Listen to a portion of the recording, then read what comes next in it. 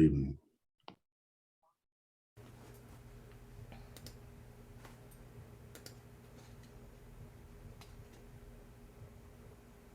Okay, good job. All right, everyone, welcome to 2022 NAACP Evening with the Black Judges. I sent out I think 2 days ago, I sent out a throwback from 2015. Gordon missed the part where it said throwback, so he was like, "Hey, where are all the other judges?" Yeah, okay, no, Gordon, gotta read a little bit, brother, gotta read a little bit. But thank you all for being here, and we are going to get started. I greet you all in the name of the NAACP on behalf of our chairman of the board, Mr. Leon W. Russell, our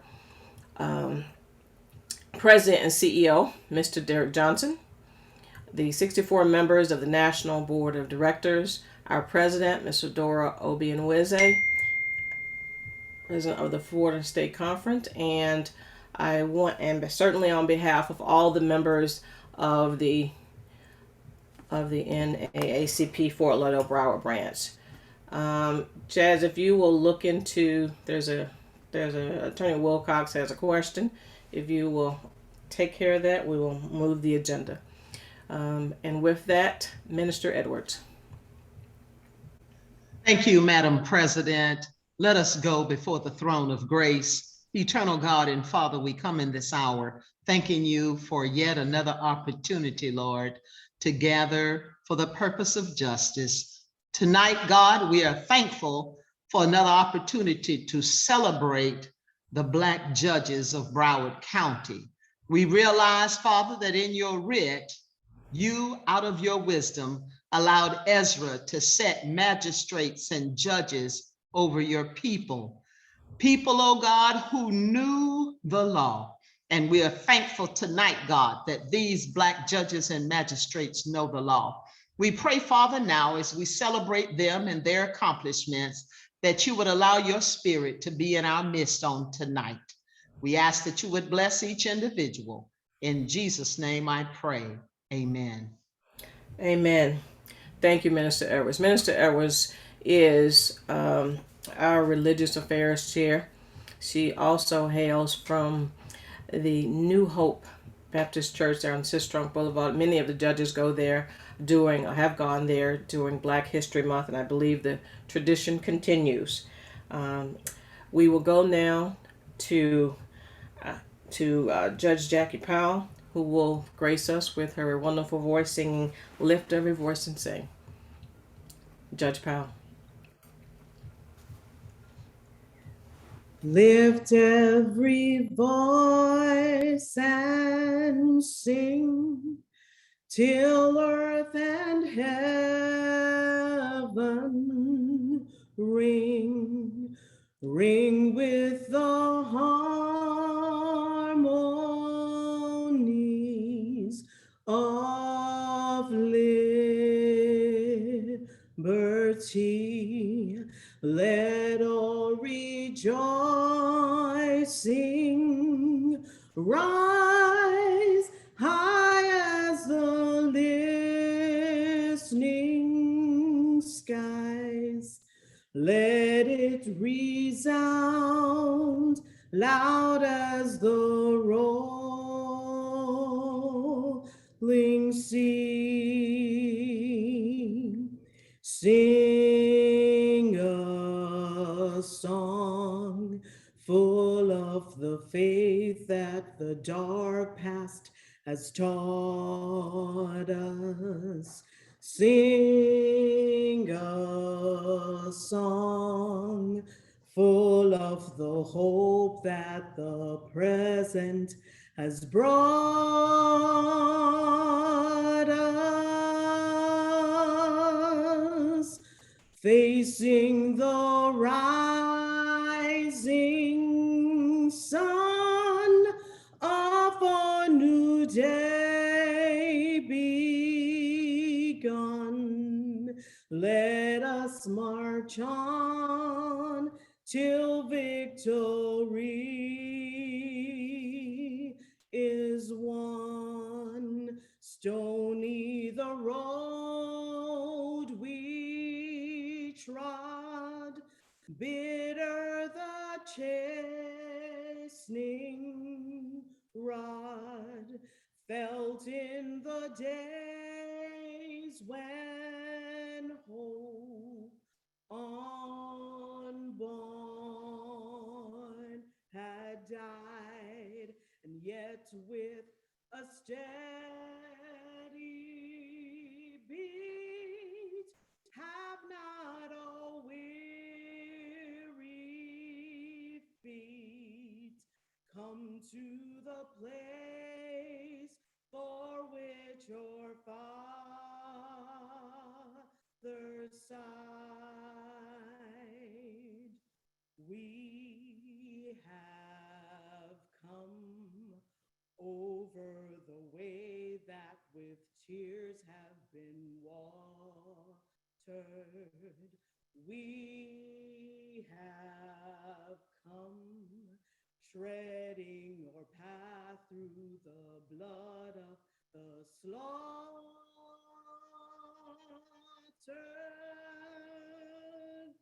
and out from the gloomy past till now we stand at last, where with bright gleam of our bright star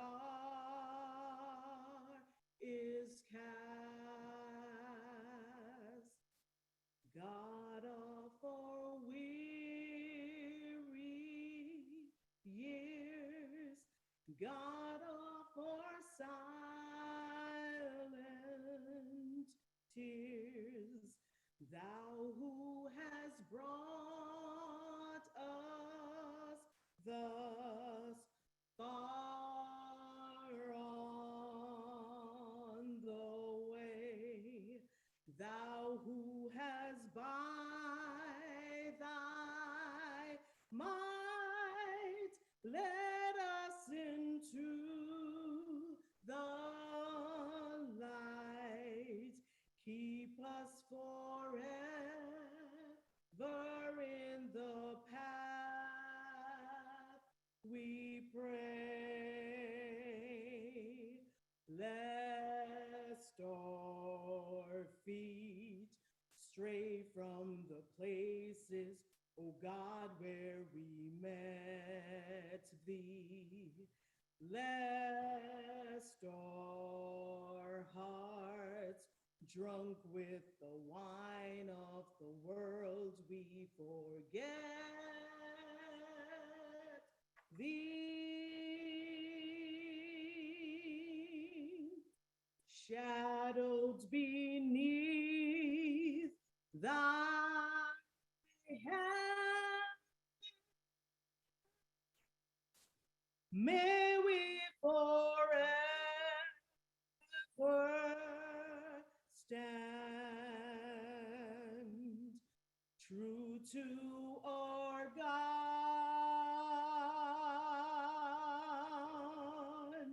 true to our native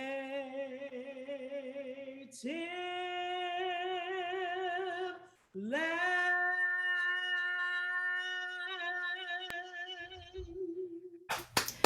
Thank you so much, Judge. Thank you. Thank you so much.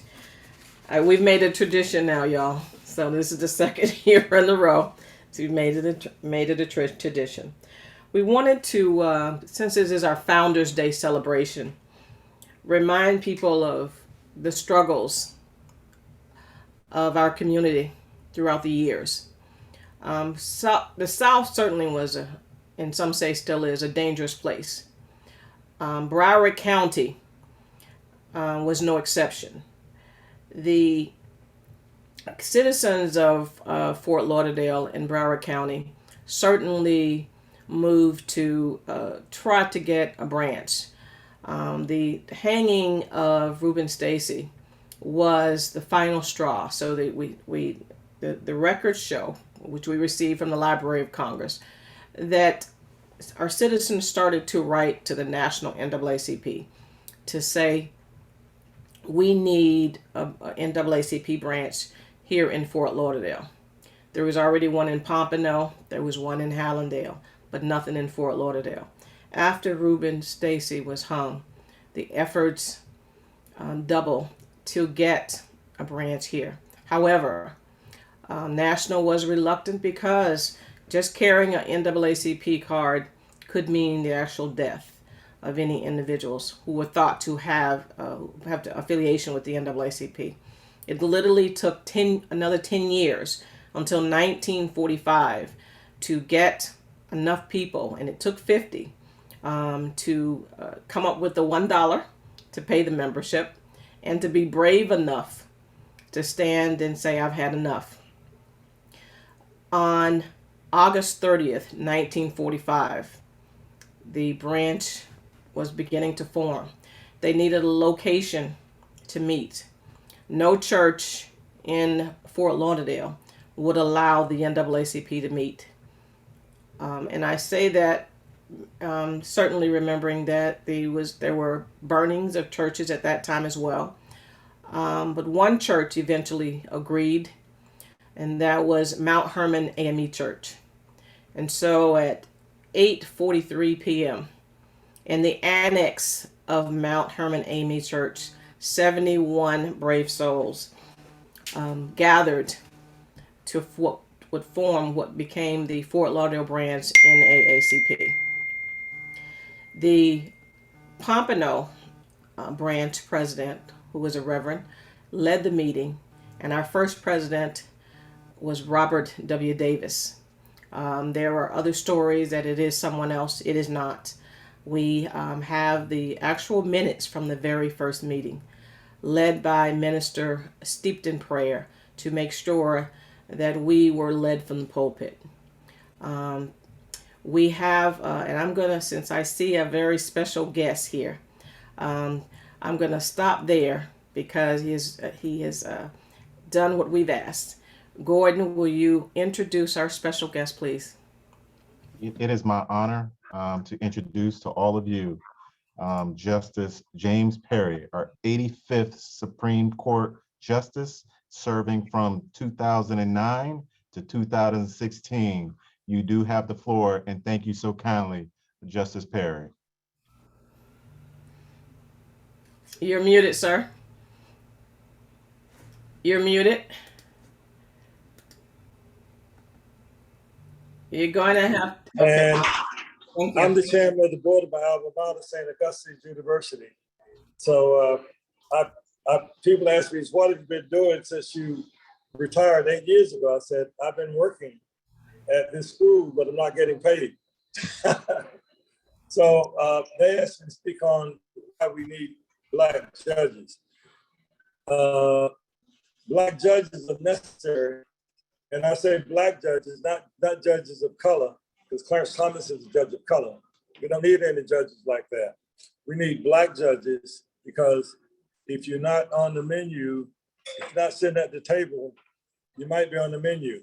So it's essential that so many times I've been in the room and my white colleague would say, oh, we never thought about that. And I would say, well, you never had to. But so we go through things that they don't experience and don't really understand it. But if you explain it to them, they'll understand and they'll come around to your way of thinking. So it is absolutely necessary to have Black judges who understand the legal system and also understand what justice is. There's a difference in what's legal and what's just. Slavery was legal. Jim Crow was legal. Segregation was legal, but it wasn't just. So we have a legal system that not necessarily a justice system. So what we bring, we're the conscience of the country, and we bring things that they don't really think about. When you go back to Hitler, the Nazi Germany, the Supreme Court there followed the law, and 6 million Jews were gassed. So there's a difference between what's legal and what's just. So we need Black lawyers and judges to do what is just, not just for our people, but for the country. And with that, I'll sign off unless you have a question. Thank you, Judge. Thank you, Justice Perry, for interrupting your dinner and your outing. And we want to certainly be cognizant of your time. I just want to say thank you. And I will be calling again, so we will make sure that you have plenty to do here in Broward County, because we've kind of adopted you. And so we will certainly be in touch. And I thank you for your friendship over the years. Thank you for and as we were talking, membership of the NAACP. Very good friends and colleague of our chairman of the board, Mr. Leon W. Russell, and has always wanted Yes, phone call away. Leon is a very dear friend, as you know that. Actually, when I was a lawyer, my firm represented the state NAACP when Tom Poole was I guess he was the secretary or the president or whatever you call it. He's the president, yes. And I tell people I use that term loosely because we were never paid, but this was part of my obligation. All right, thank you. Thank you, Judge. Thank you, Justice. I appreciate you. Thank you so much. Take care. Stay safe. So I wanted to, let me go back to, and I want to make sure that I got him in because he actually is in the middle of his family dinner. He's in Baltimore enjoying an event there. But being in the NAACP in Fort Lauderdale, it was not an easy thing. We have had not a whole lot of presidents, but as I said earlier, the very first one was Robert Davis. Robert Davis was president from 1945 to 1950, followed by Mr. Thomas Mandy from 1951 to 1958. 59, Miss Eula Johnson took over and she led until 1968. In 69, Mr. Von Mizell had a term and lasted until 1971, followed by Mr. Reverend Samuel George. Many of you may know him from the Ascension Church on 441. He was 1972 to 73. Mr. Ernest West, 74 to 75. Richard Kurtz led the branch for 10 years, 76 to 86.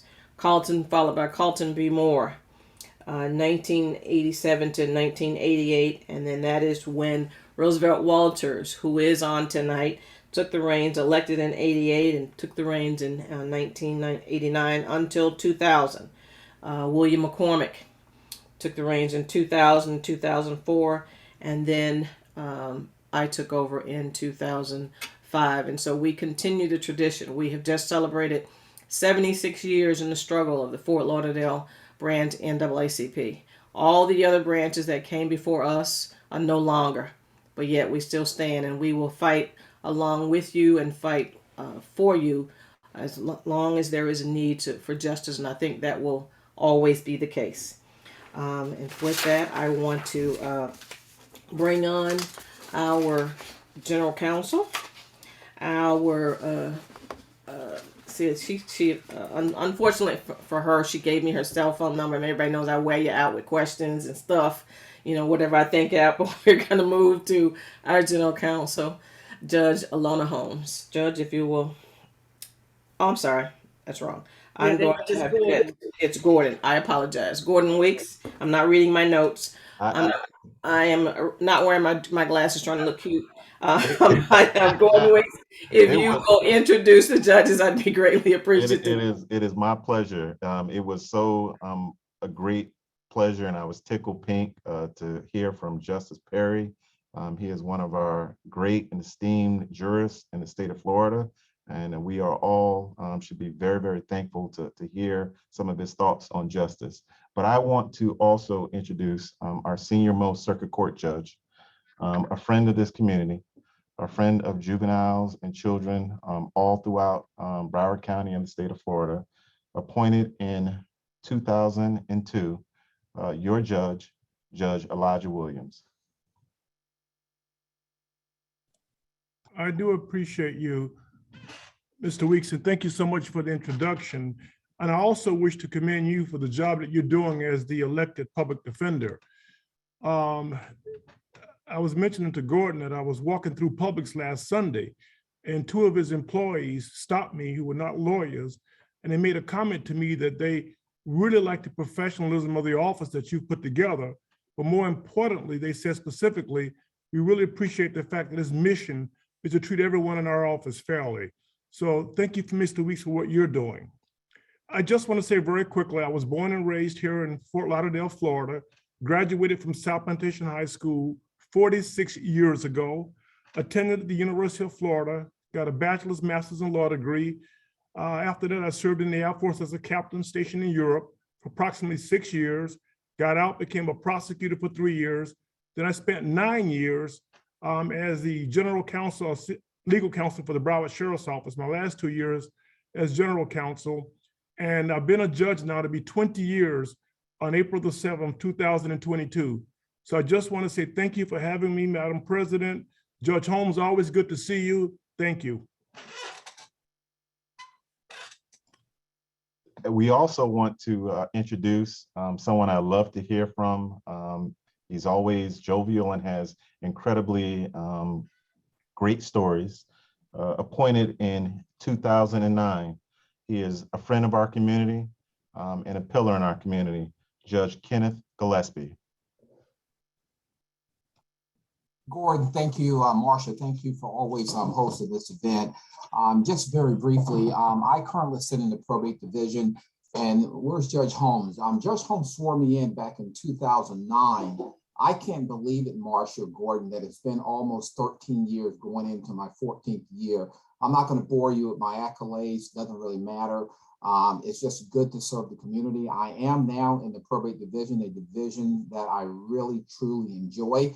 We'll talk just a bit later about some of the divisions that I've been in, but I graduated in Northern Florida. You probably never heard of it, a very small town, Crescent City, Florida. Many people think that I've gotten to the bench by my education. Not true. It's hard work. Worked my way up, worked my way through school, and was fortunate enough to be recruited here in South Florida. Believe it or not, I never had on my plate, Gordon, believe it, to be a judge. I came to South Florida to fly airplanes. And 26 years later, I'm now sitting with all of you. So again, thank you for the invite. And it was good seeing all of you. Always a pleasure to hear from you, Judge Gillespie. The work you're doing, elevating the discussion around probate, particularly in Black communities, is commendable. I know you're going to talk about that a little bit more as we go on. I also want to introduce, everyone knows and everybody loves, Judge Michael Robinson, appointed in 2010. Judge Robinson.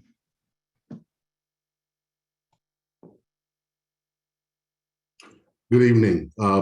Thank you for the invite. And Marsha, thank you also for the notice and the text. I miss your text, but thank you for the phone call. I just walked in from this 9-day trial that I'm still in. Judge Holmes can relate. It's very, very, very interesting.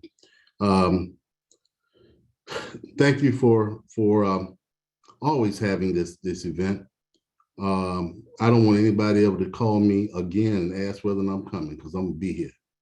I'm gonna raise my head from the casket if I can.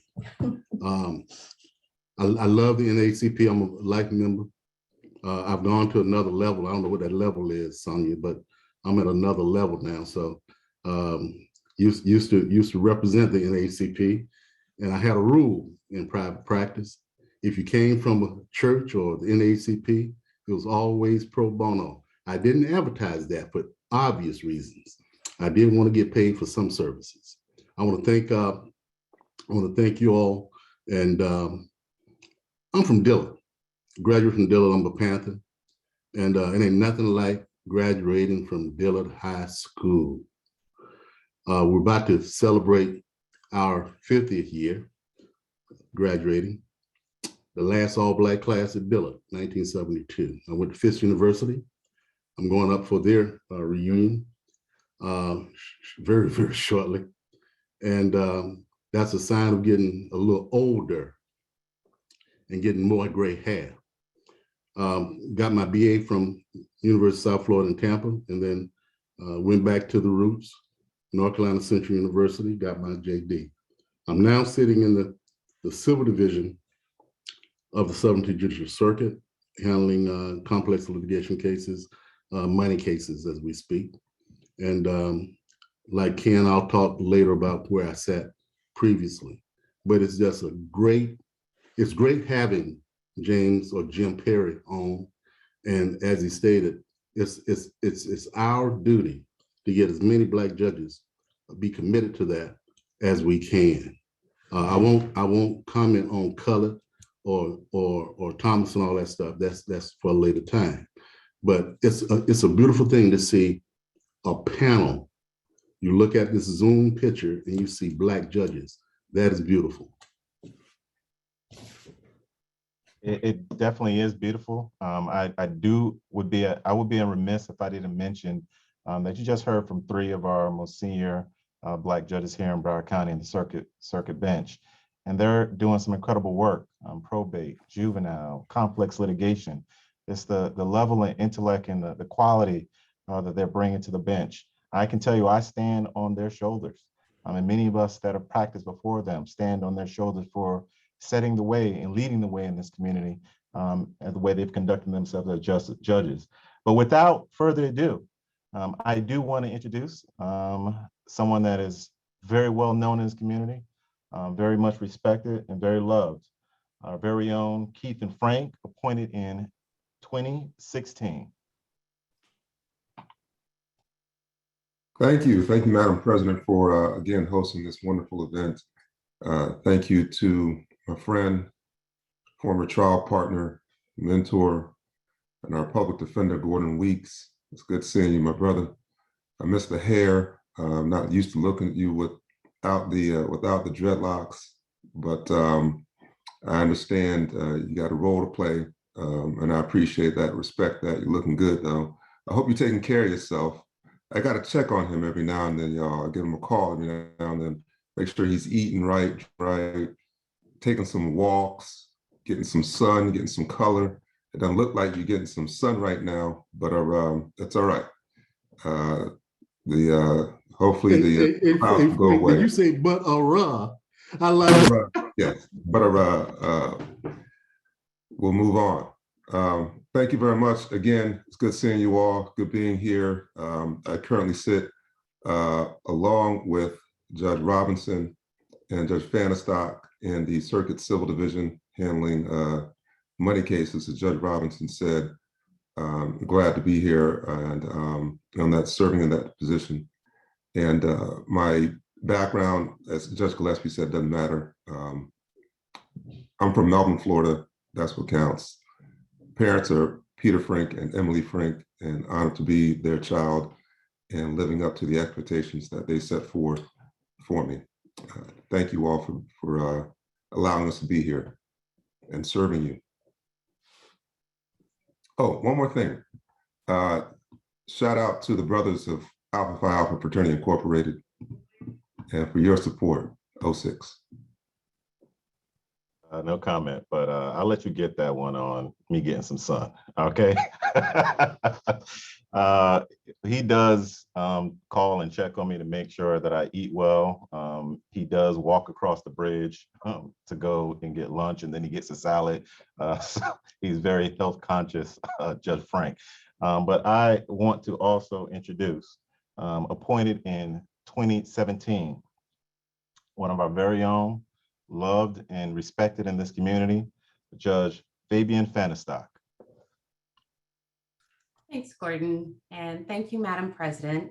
It's good to see all of you. You know, this Zoom thing, the one nice thing is I get to see you all nice and big on my screen, and it's been good to a lot of you. You look good. I, as Judge Frank said, sit in the Civil Division, and I feel very lucky to be there because there weren't very many people who look like us who ever sat in that division.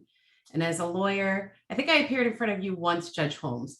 But as a lawyer, you know, trying to practice, it wasn't always easy walking into the courtroom and feeling like you didn't belong there. And that was unfortunate. But I'm so happy to say this is my 5th Black Judges Night, my 5th. and we have grown tremendously.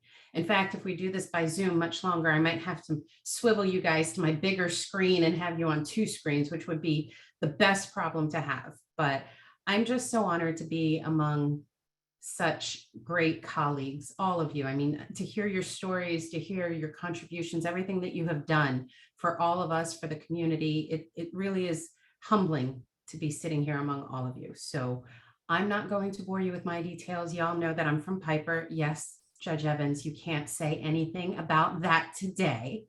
Go Bengals. No, I'm not Dillard. I'm sorry, Judge Robinson.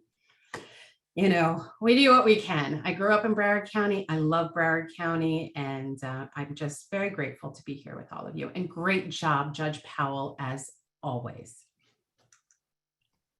You know, every time you hear from one of these judges, you recognize how deep and rich the tapestry that we have in our Black legal community, the leaders in this legal profession, and how well they have done the work that they do.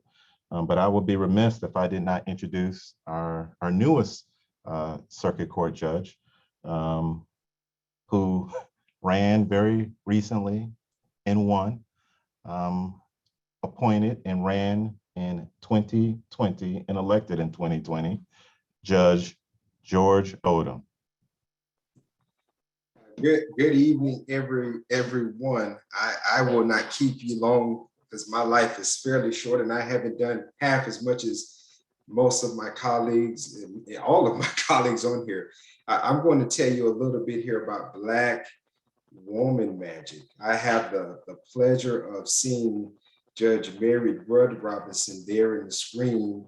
She was my first official judge when I started as a public defender in county court, and she taught me well so that when I got over to Judge Michael Robinson, I would survive the trenches. Judge Alona Holmes had my first initial swearing in after I won election, and she has always been phenomenal in helping me and supporting me and answering my questions. And it's just words cannot express the support that she's given to me. Marcia Ellison, she's beat me up a lot when I first traveled down here, but it has made me better and stronger to serve the great people here in Broward County. Judge Williams, Gillespie, everyone on here has played a significant part in getting me here today, and I solely am here because I rolled the backs of those before me. Gordon Weeks, back when he had the dreads, Brother Frank, was on my hiring committee when I was at the PD's office. And when I saw him, I said, Lord, what are they doing down here in Broward County? Because they're from Jacksonville, Florida, North, they call that South Georgia. It's phenomenal. I'm in the criminal division, and as my Pastor Davidson would say, my pastor over at the best church this side of glory, New Mount Olive, I got a sneaky suspicion the last adult circuit criminal judge that was in circuit was Judge Alona Holmes. And so now I sit in that criminal division, and I don't think for 1 minute I'll be able to fit half of her shoes, but it is nice to have someone in that division where most of the individuals who come out of that chute look like us, and they can look at the judge and actually get a degree of calm and calm over their face because they actually feel like, hey, today I'm going to get treated fairly and I'm going to get some justice. So I thank you all, and I thank you for your always continued support and taking me into your bosom, and continue to look forward to be a new native son here in Broward County.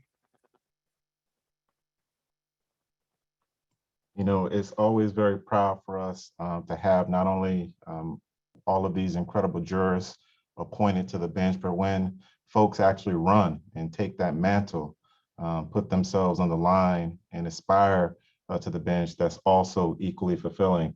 It fulfills the dream and the promise of our ancestors that has come true. So I commend you all.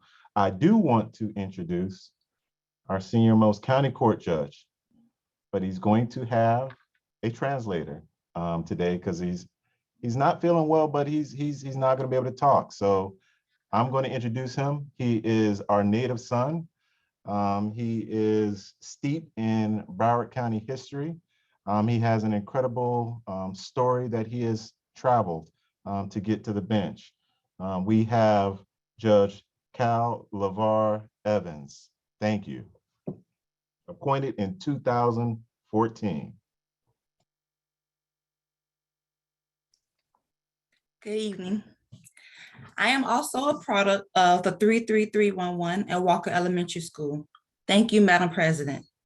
Thank you to the village that raised me. I am honored to share the stage with the people I continue to look up to. I apologize, but I am unable to speak at the moment, so I have my niece speaking for me. I have been here as an audience member, but I am blessed to sit among the distinguished panel. I'll follow in the footsteps of my father, Ramsey Lee, from Dilla High School. Next, you're going to be wearing that robe as well. You did such a great job. You Thank should you. be so proud. All right. I also want to introduce, she has a nickname and I'm going to share it with you. But she also was elected in 2017, Judge Flo, but also known as Judge Florence Barner. Welcome. Thank you, Mr. Weeks. Always a pleasure. And I am going to throw back to when you did have the dreads and we used to have cases together in front of Judge Williams. So that is how that circle goes, everybody. But thank you, Madam President. Thank you to the NAACP and to everyone who is here for having us here this evening. Again, I have been watching this for a very long time.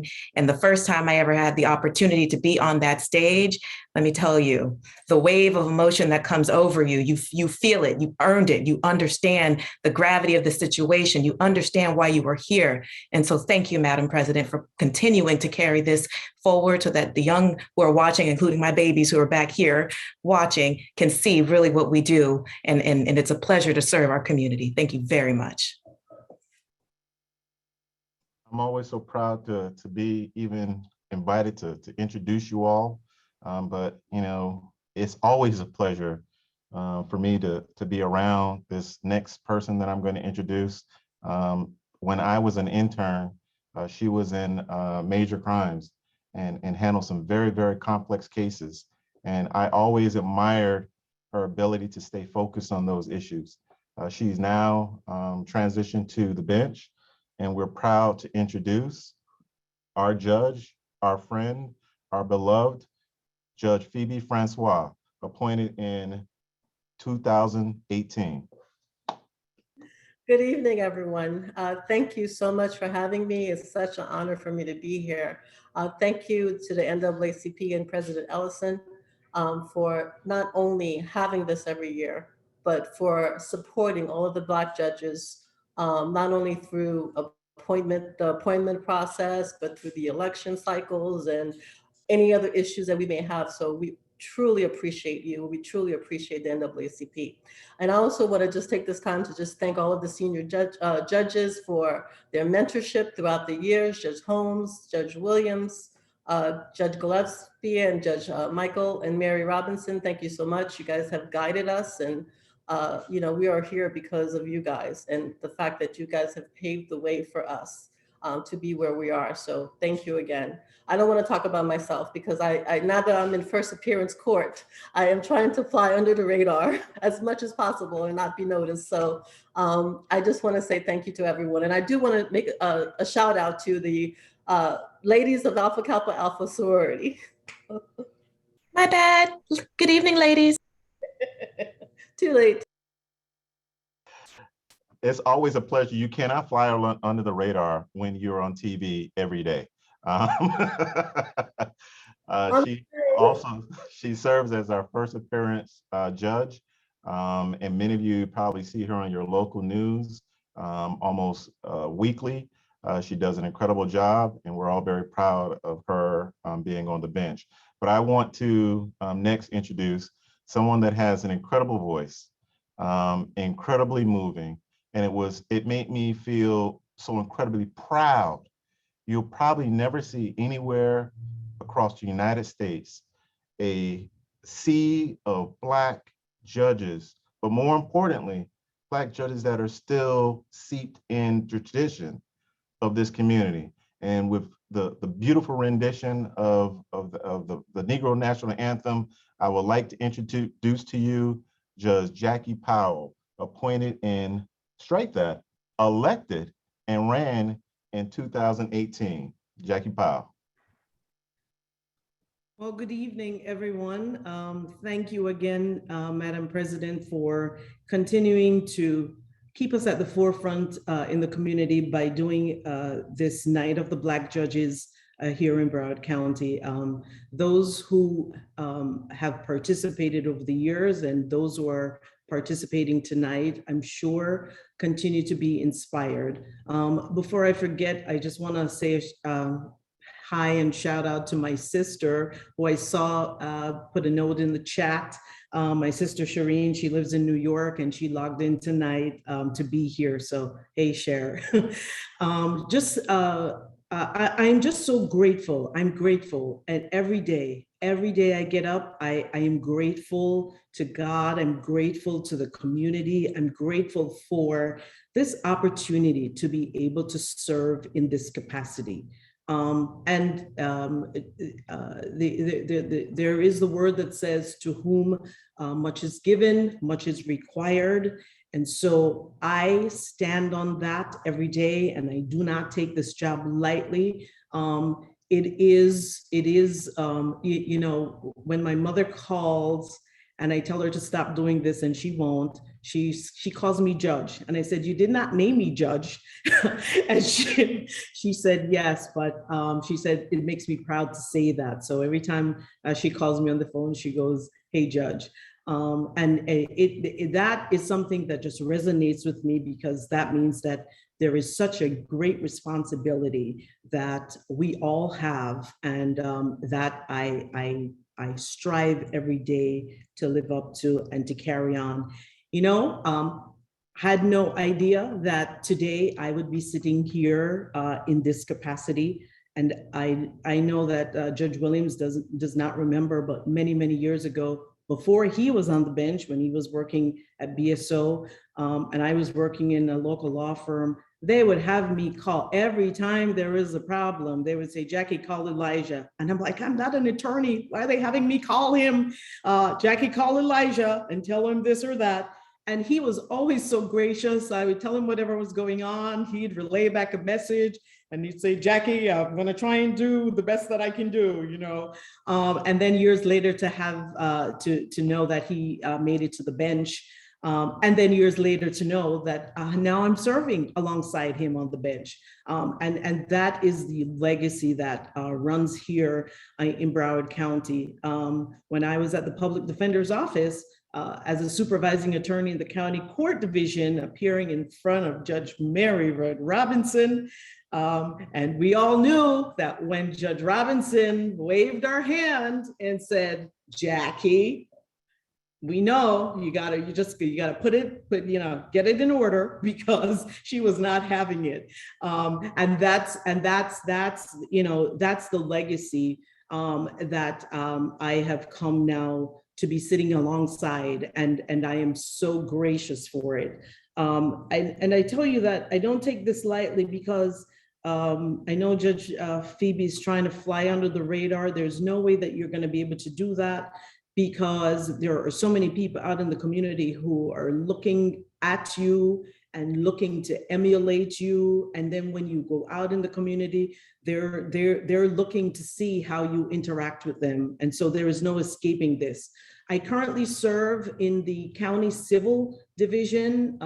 I am handling a lot of bank cases where people are sued. And so it definitely is people's court. I am grateful for this opportunity, because I get to do a lot of what I love to do, which is to help people and to educate people. And so that's what I'm doing. You know, I'm not locally from Broward County. My story is a little bit different. I was born and raised in Kingston, Jamaica. My family migrated to the US when I was 16. And so I graduated from Andrew Jackson High School in Queens, New York. And then later on moved to South Florida, got my bachelor's degree from Florida Atlantic University, and then my law degree from Nova Southeastern University. So thank you again for this opportunity to be here this evening. Thank you so kindly, Judge Powell. You know, it's very pride-filled for all of us to be here witnessing this great transition of authority, respect, and responsibility in our legal community. I thank you all for the work that you do, but I also want to acknowledge some of our retired and senior judges in this community. And with that, I'd like to acknowledge and introduce to you, appointed in 1989 to the county court bench and retired in 2016, Judge Mary Rudd Robinson. Good evening.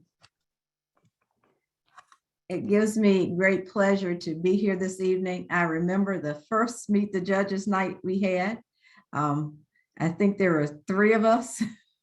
And now just look at this mosaic we have. I mean, I am pleased as punch, as they say, and I'd like to see more. I told them I'm not like people. I want to see more. I want to see more attorneys. I want to see more judges. I want to see more across the board. Thank you for having me here this evening. You know, I've been here so long that people don't know that I didn't grow up here. I didn't. I grew up in North Carolina, went to UNC Chapel Hill and then to North Carolina Central University Law School. But I've been here so long that people say to me, well, what year did you graduate from Dillard? Or they assumed I graduated the same year my husband did. Or they'll say, did you meet your wife at Dillard? And I love it. I love it because this is my community. This is my home. It's the home of my kids. And I'm just pleased to be here. I wanted to have one little note. I guess it's sort of something I may have said to you before. I don't know if you know it. When I got into law school, and I tell the story, and some of you may have heard it, I applied to Central. I only applied to North Carolina Central, and I'd been waiting for a response. And I was at the kitchen sink one night, and I happened to look up because we kept our mail on the little thing to the right of the sink.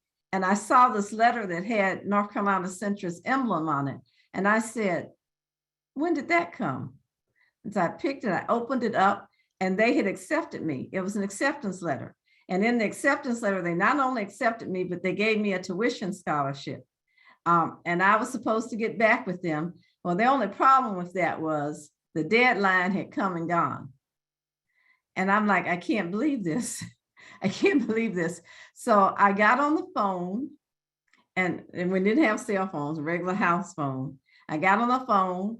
I called the law school and I asked to speak with the dean, and they actually let me speak with the dean. And I explained to him what had happened. And he said to me, and I said, is it still good? Because I knew the deadline had gone. And I said, is it still good? And he said, well, do you still want to come? And I said, yes. And he said, well, then it's still good. Now I say that because I don't know if that could happen anywhere else but at HBCU. And I went to UNC Chapel Hill, and I love my Tar Heels, but I went to Central and I love my Eagles. And I push HBCUs because I don't think that could have happened anywhere else. That's it. Thank you for your service. Thank you for your leadership. And most definitely, thank you for leading this judiciary with all of the work that you've done throughout the years. But I would also like to introduce someone that is near and dear to all of us in this community, someone that has taken on a role of a matriarch to many of us, that has been a mentor, that has been a legal scholar, someone that was appointed to the county court bench in 1995, and then appointed to the circuit court bench in 1998, and served an entire career without ever having a challenger to her seat, and then retired in 2018. I would like to introduce to you our beloved Judge Alona Holmes. Good evening, everyone, and thank you all for attending this event.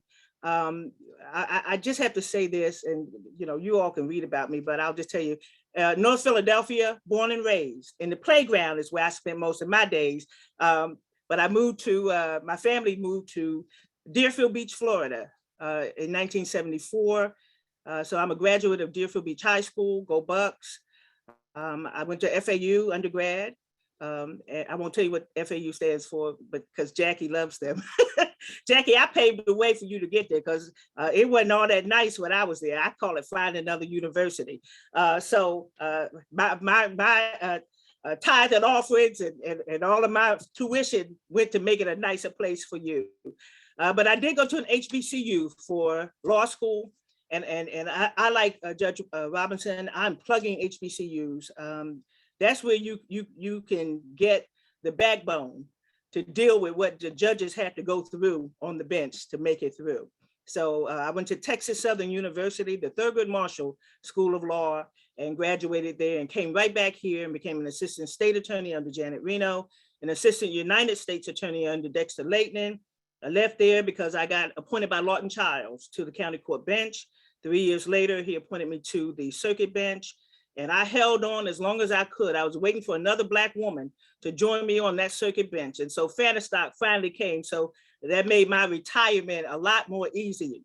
I'm not retirement age, and retirement means a lot of different things to different people, but I've been working my tail off thanks to President Marsha Ellison. She immediately grabbed me up, but I left the bench, not because I wanted to go sleep and travel. I've done enough of that. There were things in the community that I saw that needed to be done.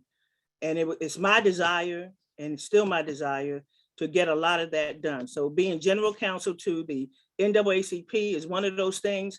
I got myself appointed to the federal JNC. I chair that JNC because I believe in getting judges. We need more judges. You can't just be the only ones in the room. You got to have people there with you. And I did not enjoy being the only Black female circuit judge in Broward because when something happened, people automatically knew it was me. But when I got Fabian, they had to say which one. So you want company. And the Bible talks about, having two. And so I want to thank the NAACP. To take up such an awesome endeavor. When I approached Bill McCormick, he was the then president over 20 years ago. And I said, look, we need to, have a Black Judges Night. And I went into detail and gave him everything that I wanted to see. And Mary, it wasn't just because, I wanted to do this. This is an easy way for our community to see who we are. All right. And then my pastor had preached that Sunday from 1 Thessalonians 5:12. It says, know them that labor among you. So I firmly believe that. And so that's why this is so important. And I'm so happy. And when Bill left the presidency, I made an appointment and saw President Ellison because I wasn't sure if she was going to continue the evening with the Black judges. And I will tell you, she did an Ephesians 3:20. She did exceeding abundantly above all that I could ever ask or think. She has grown this event. This is a marquee event for the NAACP now. I'm so glad it's out of my hands. It's in the hands of the NAACP. I do have some programming that I'm thinking about that she can, include you all that's not violative of the canons, because I still teach judges nationally, internationally, and in this state. So I'm not trying to get y'all in trouble. I'm just trying to get y'all known in the community, but we need more. I'd like to see this screen doubled, all right? Just double, because this is the double year, 2022. So this is the year of the double. So I'm praying that this bench expands beyond the screens. And as Fabian said, she had to set up 2 screens in order to get us all there. So thank you very, very much. For the audience, for y'all being here. I'm reading your comments.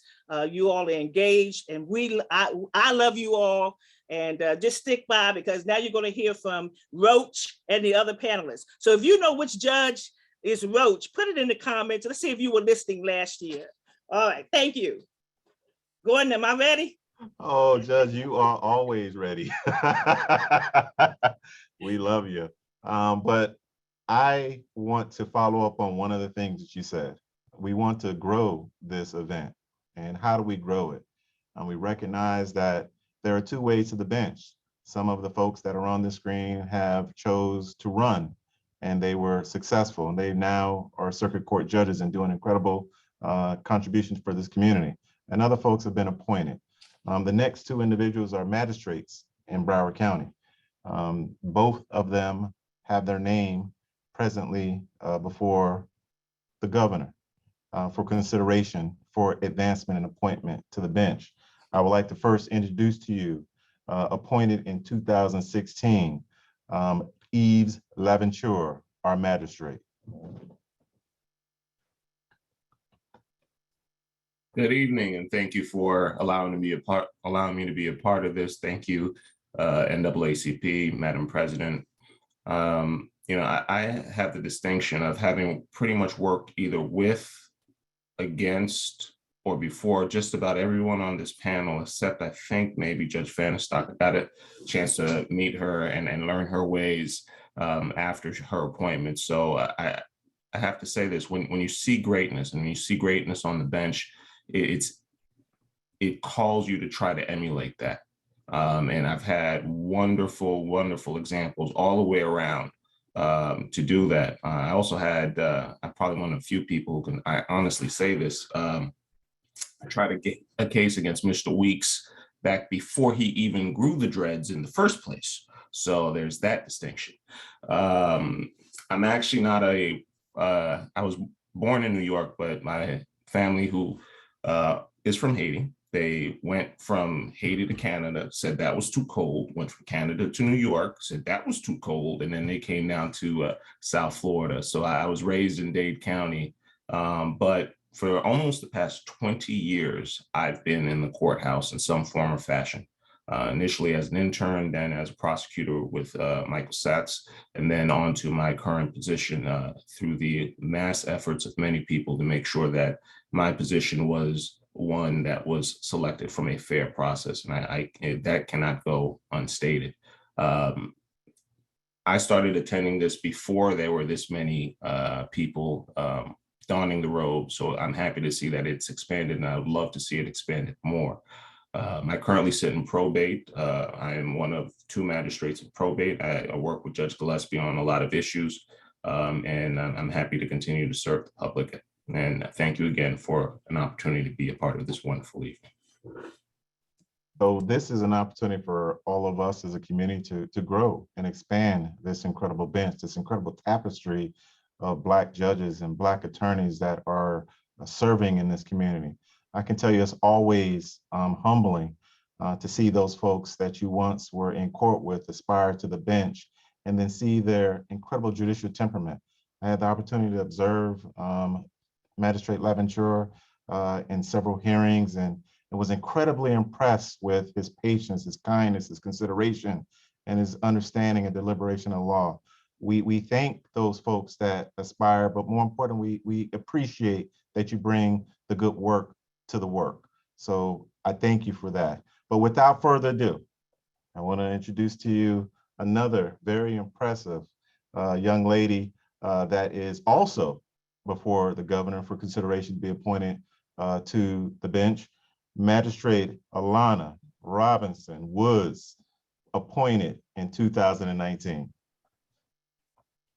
Thank you. Good evening, everyone. Thank you, Madam President. Thank you, Judge Holmes. I want to thank my illustrious sorors of Alpha Kappa Alpha Incorporated, Zeta Rho Omega. I am so happy to be here. Thank you for having me. I was born and raised in Broward County. I currently sit in the family division. I was appointed in 2019 by Chief Judge Jack Tudor. Please come visit me in my courtroom. I don't have anyone there. I'm on Zoom alone. Throw on a mask and come see me. I welcome all of you. Thank you for having me. So with that, I will turn it back over to Madam President, but can I just, since I had the mic for just 5 seconds, tell you how humble and honored I am to be in your presence to introduce you all. It makes me and the community proud to see the work that you do, to see the level of professionalism that you bring to this, and to also open doors for the next generation of attorneys to pursue and aspire to the bench. Thank you all. Mr. Weeks, Broward's first Black public defender. I believe that you, unless I missed it, your frat brother was not mentioned. Was he? Was he not? Judge Gillespie? No, I said your frat brother, a retired Judge Wright. Did you mention him? I will introduce the esteemed, the loved, the not here but not forgotten, retired, appointed in 1982 to the county court bench and retired in 2014, served this community through and through and served it well. Honorable Judge Zebedee Wright. Thank you. We don't ever want to forget Judge Wright. He was at our first, and he really put on a show for us and told us, he's always tell you the truth. If you don't want the truth, then never talk to Judge Wright. I'll just say that. If you don't want to know how it is and how it was, then you probably should go talk to another judge. But with that, yes, Judge Holmes, you are on. All right, thank you. I've got some questions for you, judges, and because of the time, we're gonna have to speed up a little bit. But who in the chat? Who was the first person in the chat to know who Roach is on the panel? Did anybody put that in the chat? Okay, y'all monitor the chat. Which judge here is known as Roach? So there may be something in it for you if you know. But anybody on the panel can't do that. We're gonna give you like a minute. No, it's not Judge Gillespie. Why everybody they think you look like a roach, Judge? Okay, you'll have 1 minute to do this. And don't ask me for extra time, Judge Robinson, Michael, because we are on a time clock, and I'm even going to throw out one of the questions. We won't be able to get around to doing that. But I do want to know this. Look, since becoming a judge, what have you learned about yourself that you didn't already know? Sometimes adversity brings forth a lot of things. So what did you learn? Let me start. Judge Bonner, what did you learn about yourself that you didn't already know? Well, I'll tell you one thing, that I do not like makeup. That is something that I have had to learn and understand how that works. Yes, I'm a little bit of a tomboy, but I had to learn how to do that. But no, in all honesty, I've had to learn that when you're on this camera all the time and you see yourself, you really see yourself, everything. You see every face that you make, every frown, every wrinkle, every giggle, everything. And you don't realize that maybe, when you're actually out and about with dealing with other folks and just in regular common, just dealing with people. But now it's an entirely different thing. It's just, wow, you're really on camera all the time. It is true. All right. I'm going to Junior Judge Evans. Since you didn't give us your name, so you become Junior Judge. Tell us about your uncle. What did he learn becoming a judge that he didn't already know about himself? I knew why I chose this path. I knew that I wanted to make an impact. I still focus on what I need to accomplish. Although I receive constant reminders, I never process the impact that I have made. This is the community where my father taught. This is the community where my mother taught.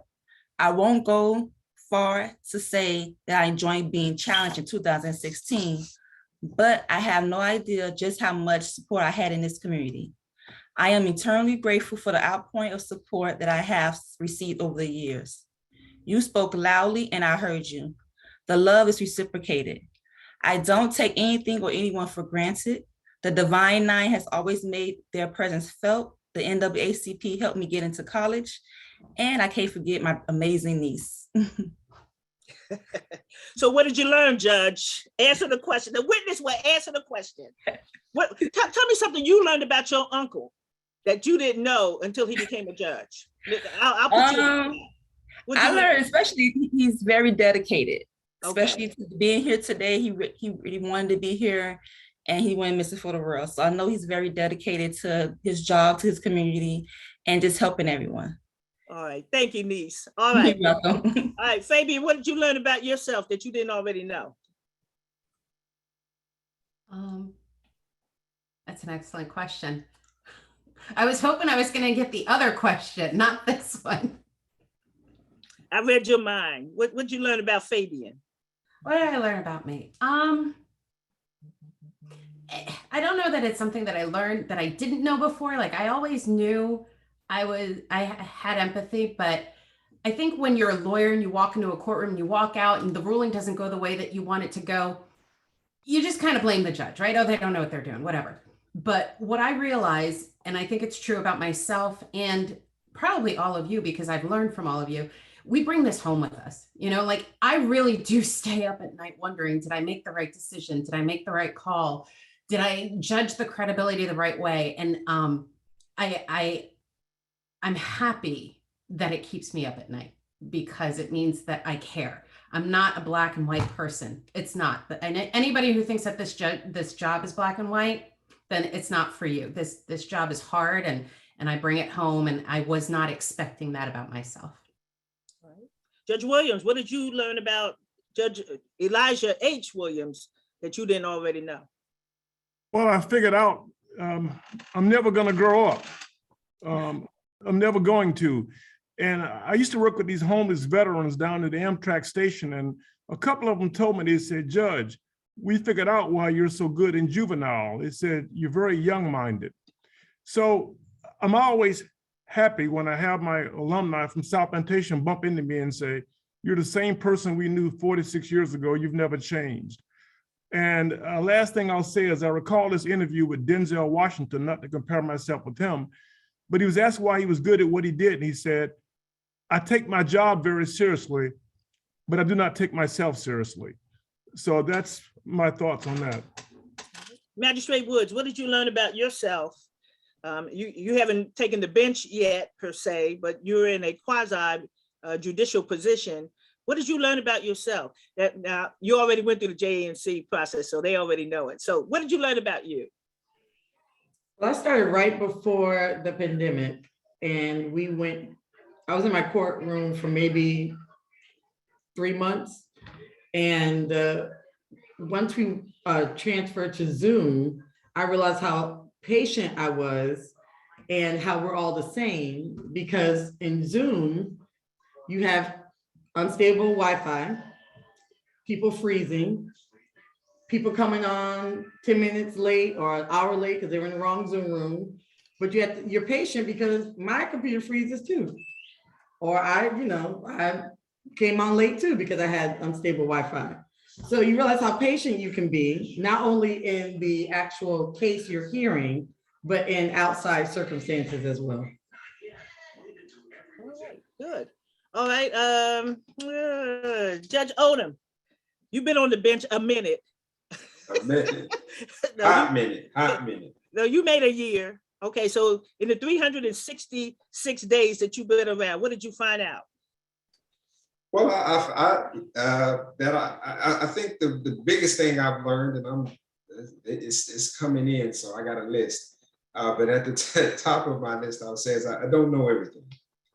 I like to think I do, and I like to think that I can do it all without support, without help, and that I got all the right answers. But becoming a judge has really been humbling, because you have no idea what you don't know, and you don't know what you don't know. And so, it's taken a lot of my colleagues now that have come and say, hey, did you, what did you do about this? And did you do this and A, B, and C? And I'm like, all right, I just did A. I didn't know there was a B and a C. And it really humbles you and causes you to realize that you are reliant upon others in order to do a thorough job. You have to keep your pride to the side and say, hey, ask questions and things of that nature. So I've really learned that I am not, being a 8-year Marine Corps vet, we just like to jump straight in. But I realize you can't do that in this job, but you may jump into something that you can't necessarily get yourself out of. So that's what I've learned. Thank you. Judge Frank. And I'm gonna tell some, Judge, he's the roach. That's what they, why'd your people call you roach? My daddy didn't name me that. He thought about it, but he was shot down by my mom. Praise God for that. I'm going to actually pick up what Judge Odom left off because he made me think of something. I didn't know what I didn't know. But picking up from that, I didn't know how much I could learn, how much more there is to know, and the ability to learn it. So this job, it requires us to know, if you go to the different divisions, if you rotate to the different divisions, especially in circuit, you can go to, family, being family as, straight when you're appointed to the bench, such as I was, where I never practiced in family at all. And it was nerve-wracking. I was nervous because I didn't know it. And we all like to be comfortable in our positions and being able to, it's an important job, being able to rule accordingly. So you have to know what you're doing. And so going to something in an area where you've never practiced before can be very stressful. But you can learn it. And I picked it up and I learned it. It takes time, but it takes dedication. You got to take the time to learn it, but it can be done. Going to probate, Judge Gillespie impresses me every day because Judge Gillespie didn't do probate. But now you talk to Judge Gillespie and, quiet as kept, in my opinion, I think he's running the probate division. So it's just impressive to me how much there is to know. And more impressive is how much the ability we have to learn it. And I think one of the reasons for that is Black judges is because we didn't get here without being extra, without doing more, without having to work more and harder. The expectations for us are not that high from people who don't look like us, but for us, people who look like us, the expectations upon us are very, very high. And I'm always impressed and pleased and honored to know that all of us meet and exceed those expectations. So that's something that I've learned to appreciate. Judge Michael Robinson, what do you now know that you didn't know? How dumb you can be. That is something that coming out of law school, you read tons of books. You might have even some reading glasses, and you learn how biblically, God is telling us gain knowledge, and you got to know wisdom and instruction. And in doing that, you're dealing with all kinds of issues every day, and the issues change. As my brother, alpha brother, Frank and Odom, so we think alike because W.E.B. Du Bois said we are the talented 10th and we're the leaders of the pack, the whole pack. And that's what we do. We as judges, we're leaders, and you learn to listen. I've learned to listen more and talk less. I love talking, as y'all know. But you learn that listen and make a decision based on the law and the facts, and don't worry so much anymore about making mistakes, because we all make mistakes. We make few of them as judges. When we do, the 4th District Court of Appeal will reverse us. But don't worry. The Supreme Court. all the Supreme Court. So you're right. So that's what I love about this, and we do take it home, and it can be very stressful. You got to learn how to take care of yourself, relax, and balance. Get a balance of work and play, if you will. Magistrate Leventure, what do you know now that you didn't know? The ability to deal with apparent chaos. Practice as a practicing attorney, you're in court and you understand what the rules are, and you understand that things might go off the tracks real quick, but there's certain guidelines for it. Judge says no, and then you have to rework your case. Or you're dealing with a difficult litigant and you have to learn how to deal with that person. Sitting in probate now, I deal with a lot of mental health, a lot of substance abuse cases. And to say that I think I've seen it all, I've had to have people Baker acted from the courtroom who are acting very erratically. I've had people coming in with things to be drug tested by me personally that no one should be bringing into the courthouse, if you catch my drift, so to speak. And you have to recognize, and what I've recognized in me is my ability to recognize what the issue is, because those people who come in front of you still need you to be the judge, to be the magistrate. They still need your rulings. They still need you to be definitive in what you're doing. So even when everything seems to be going left and off the rails, it still requires you to be the person to say yes, no, or other, so that you can get it back on track. And that happens beginning day one. All right, Judge Robinson, Mary Robinson. Yeah, this was not a retired judge question, but I'm interested in knowing, you were on the bench for over 27, at least 27 years, by my math estimation, based upon what Gordon said. What did you actually learn about Mary Rudd Robinson that you didn't know? Because you were there a long time. So what came out that you didn't know, and you still have it? You still know it, or what do you do? I learned I can handle almost any person who comes in the courtroom, because it's your courtroom and it's up to you to keep order and not chaos. And I learned that I could do that without raising my voice and getting angry, which is amazing, because I was in family law before I was on the bench. But that's what I learned. You still handling people? I'm still handling people. Especially that guy sitting next to you? Especially him. All right, Judge Jackie, what have you learned that you didn't know? Well, when the question was posed, I was going to say, I don't think I've learned anything. I've taken a lot of my temperament to the bench, but as I was sitting here listening to everyone, what came to mind, because of all the different places that I've sat now since I've been on the bench, is that I have learned how to pivot without panicking. So I say that because when I came in the first year, I was on the first appearance, like Judge Phoebe Francois. I did that for a whole year.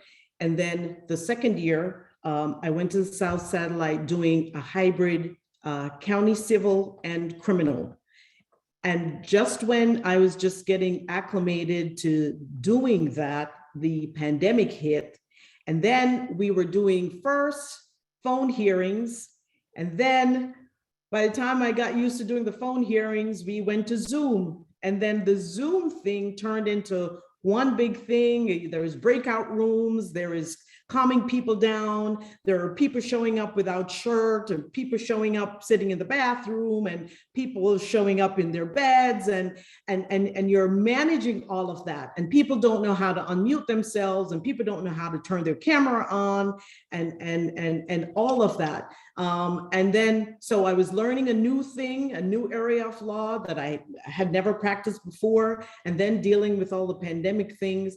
And then just when I got used to all of that, I switched back to another county civil division that they created last year to handle all the small claim credit card cases. And then someone says, Judge Mary Robinson said, how to deal with people. So now I have all different types of people from all different walks of life who are coming in a courtroom. 90% of them are self-represented. And so, every day it's something different. And every time I think I've educated the group, there is another group to be educated. So, I've learned how to move from one thing to the next, never let them see you sweat, no panic, just continue to move and educate yourself. Y'all try to take 5 minutes. I said 1 minute. Thank you. All right, now to the new TV judge, Judge Phoebe Francois. Other than the fact that I text you all the time, what have you What have you learned about yourself that you just already know?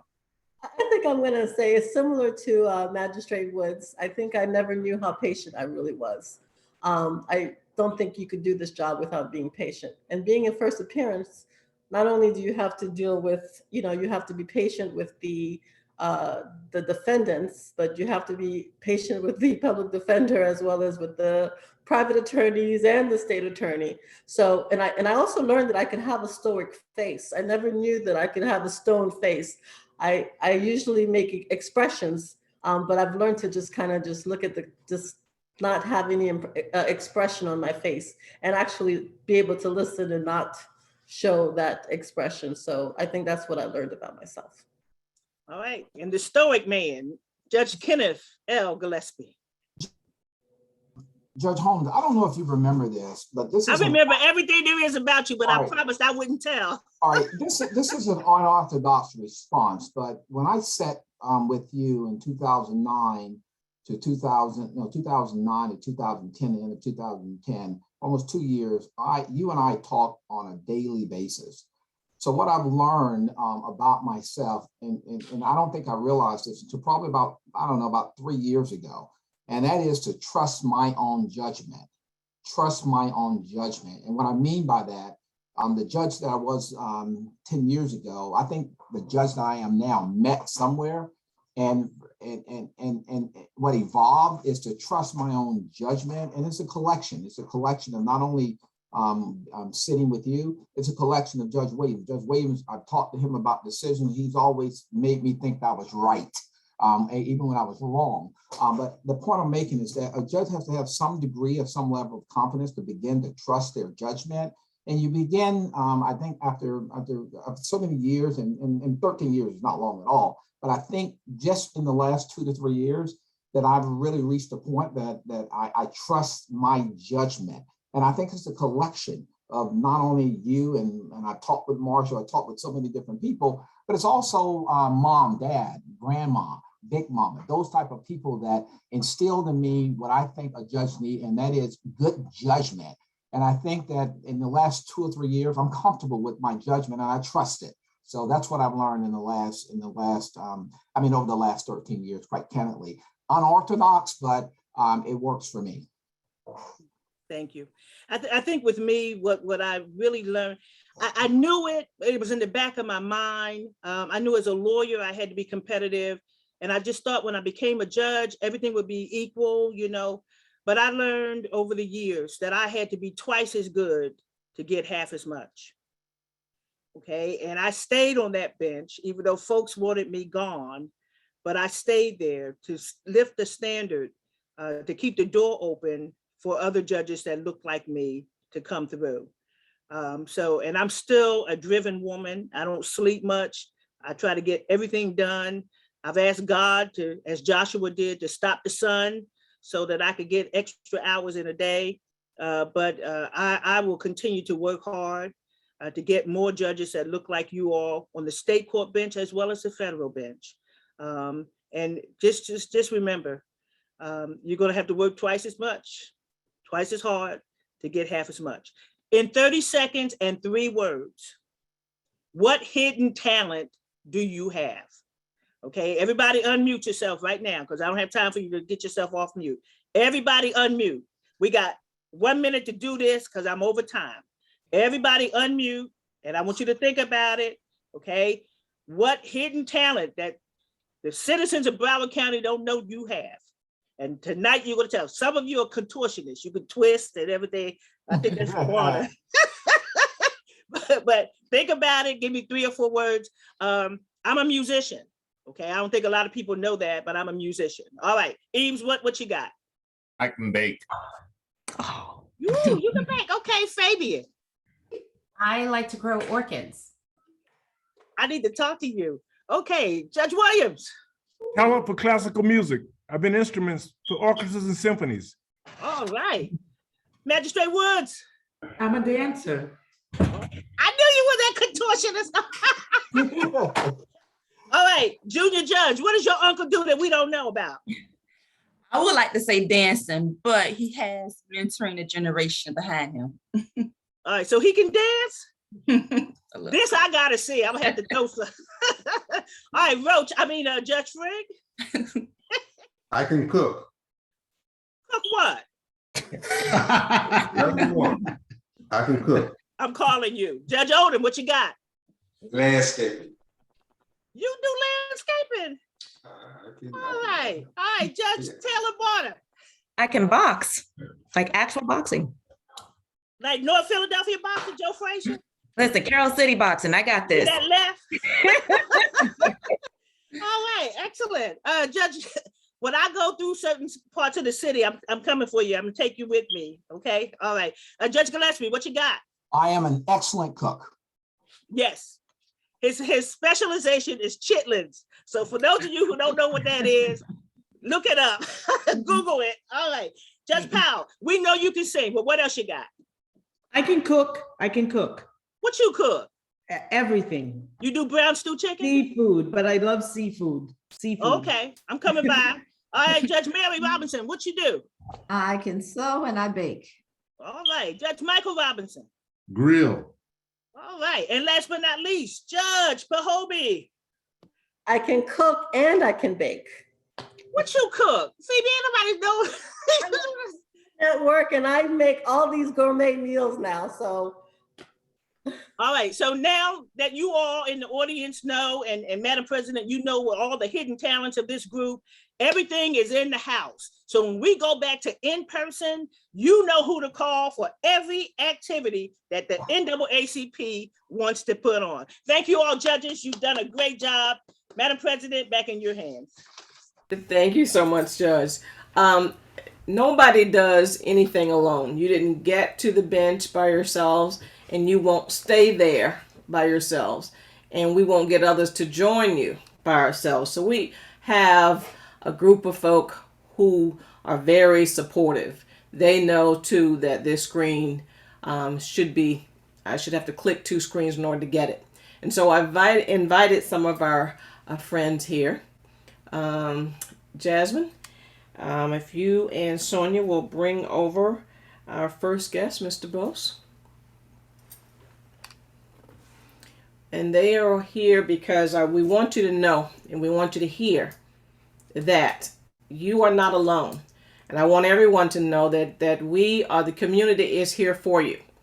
We will start out with Miss Yvette DeVos, who is representing the Links Incorporated Regional, I believe. Is that not correct, Ms. DeVos? You have the floor. Good evening. I am serving on the regional committee for the Southern area, and we are legislative issues, public affairs, and disaster relief. This has been a wonderful evening. I feel like I know the judges so much better now. So thank you for sharing all of your gifts. I also want to say, as a point of privilege, I'm a proud life member of the NAACP. We are in support, obviously, the NAACP is our national partner, and we are absolutely in support of diversity on the bench and believe that diversity is important. So nights like this, not just during Black History Month, but all year round, we support diversity on the bench. And it is wonderful to see the growth of this night of Black judges. This is the most that I've seen since I've been a part of the program. And I hope we're back at church. As a preacher's kid, I appreciated at New Hope. So I hope we're back at church next year. But thank you all for having us. And on behalf of the Southern area, our 7 Southern states and our 16,000 members, notable members like the Honorable Vice President Kamala Harris and gubernatorial candidate Stacey Abrams, we support diversity on the bench. And thank you for having me. Thank you so much. We appreciate you and certainly the great work of the Links. Other friends, let's talk about the International Longshoremen, a very important group who are always there for us. And we have here with us our president, Mr. Johnny Dixon. Mr. Dixon.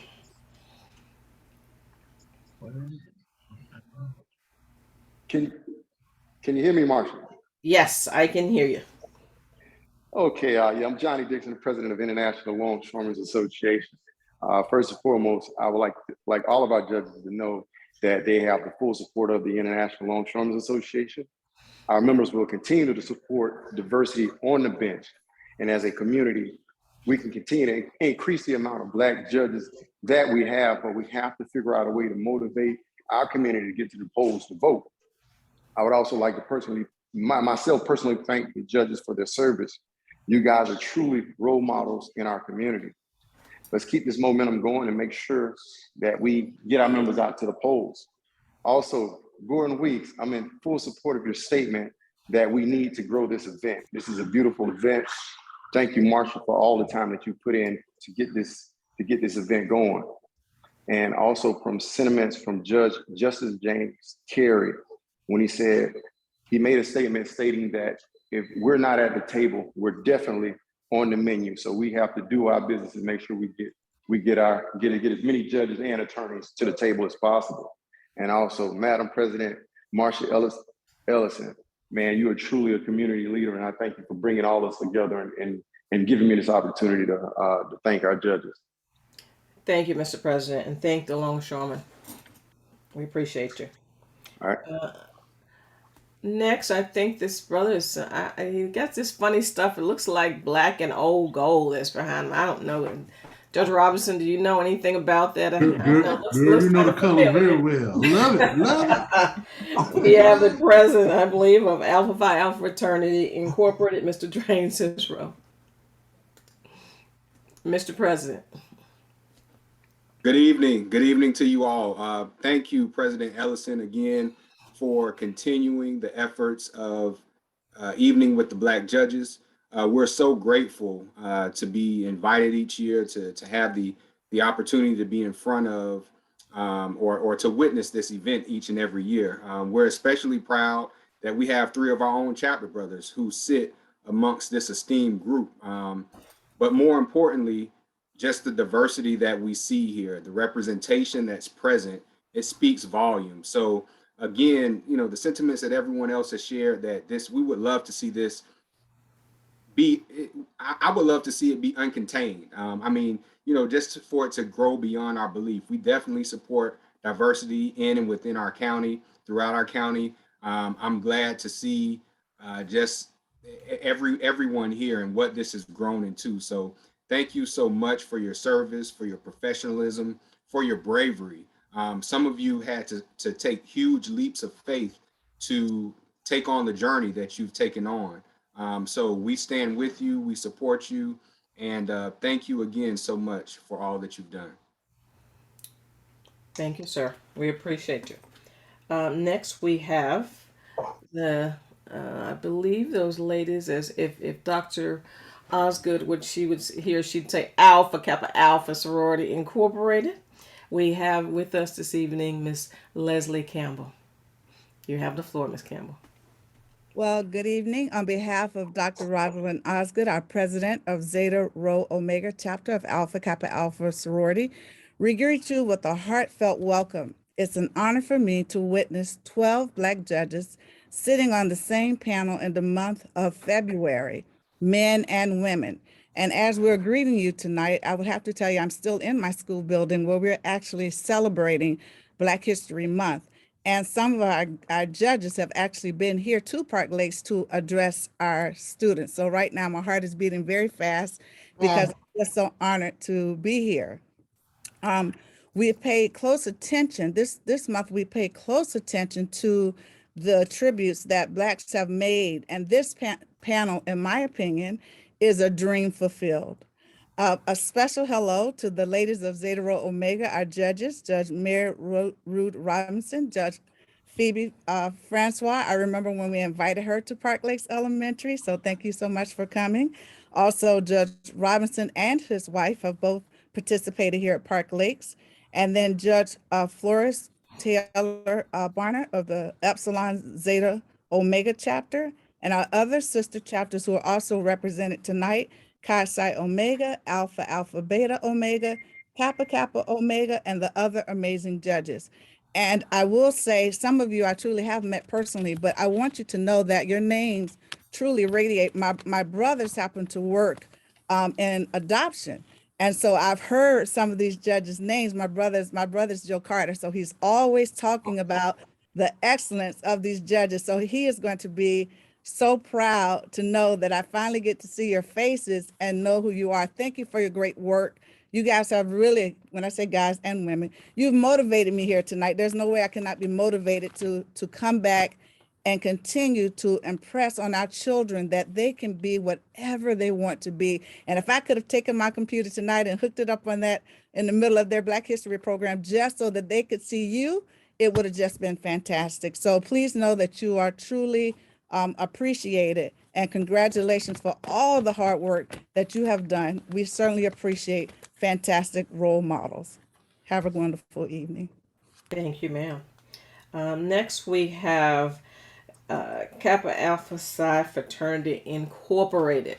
And so we have a number of life members that are representing Kappa. Now they told me that it was no reason, it was just one Kappa. So we have three, but they'll be representing all of Kappa for this evening. And we'll start with Pomar, Mr. Kevin White. Good evening, Madam President and all the Black judges. I bring greetings from the Fort Lauderdale Alumni Chapter, Kappa Alpha Psi, and we want to thank the NAACP for its continual fight on behalf of the people of Broward County, Fort Lauderdale specifically. We're proud to say our chapter is actually a life member with Fort Lauderdale chapter, so we're very proud of that. And we just brought in about 20 to 25 new members during the Founders Day celebration a few weeks ago. We are pleased to see all the Black judges as well and see the diversity on the bench. And we're very proud to be part of that and want to see more of that as well. So thank you. And I'll let my two brothers have some words as well. Okay. And we have next this Florida Gator, especially for you, Judge Williams and Judge Fenstock and Judge Taylor Barner. Just for you, I have here one of your Florida Gators, a Kappa man as well, and a life member of the NAACP. And when we spoke to, I like to call her First Lady, Mrs. DeBose, she mentioned earlier that she too is a life member. Everybody in their family are life members of the NAACP. And with that, Leader Bobby DeBose. Thank you, Madam President. It's always a pleasure, indeed an honor to be in the presence of such Black beauty, pride, talent, and as much as we endure so much throughout the year, it always feels good to be in this space. I have to go back to the beginning of this program when we heard from a great Kappa man, Justice Perry, and when he said, brave enough to join, that just lit up so loud and rang so loud. And I think we need to reflect on that, and we need to make sure that we are all brave enough to join and be a member of the NAACP, brave enough to join this fight, this struggle, and make sure that we continue to demand and expand diversity on the bench. And I would be remiss if I didn't say, go Gators, with all these Gators up here and all these judges. It just warms my orange and blue heart as well to see these Gators. And again, Madam President, Black judges, we salute you, we honor you, we appreciate you, but most importantly, we support you. Thank you. Thank you, sir. Next, we have our other life member and Kappa and a huge supporter of diversity, our newly elected State House District 94, Representative Darrell Campbell. Representative Campbell. Thank you, Madam President. Thank you for all the wonderful work that you do and have put in to keep us well informed and accountable at that. I ran off the floor to make sure to get to this event. And so, thank you, judges, for being here tonight. This is my fourth year that I've been part of this event, and first as a newly elected representative. And I'm so happy to be here, seeing all your faces. I am just homesick right now. I want to be home. But I know we all have our work to do. And so one of the things I'm learning very fast is how much our decisions impact our communities and the places that are that we represent. And so you guys do that on an individual level. And I can't say thank you enough for that work. And I just got to say, Black is beautiful. Just to see all these people here of color doing work on behalf of the community. We just need to get more people in these positions and continue to overflow. Just want to leave two things that I always ask is that we continue to make an impact. Your work is not unfelt. I'm learning a lot that, people see us in a one perspective lens, and that is just not us. And so the more of us we see, the more they get to learn that we are a diverse bunch and we are here to make a difference. So continue making an impact, leave your legacy, and make sure to do it with love and bring others through that bond. And so if you're listening to this right now, you're interested in being a judge, reach out to them. I see Judge Barner is, oh man, I haven't seen you in so long.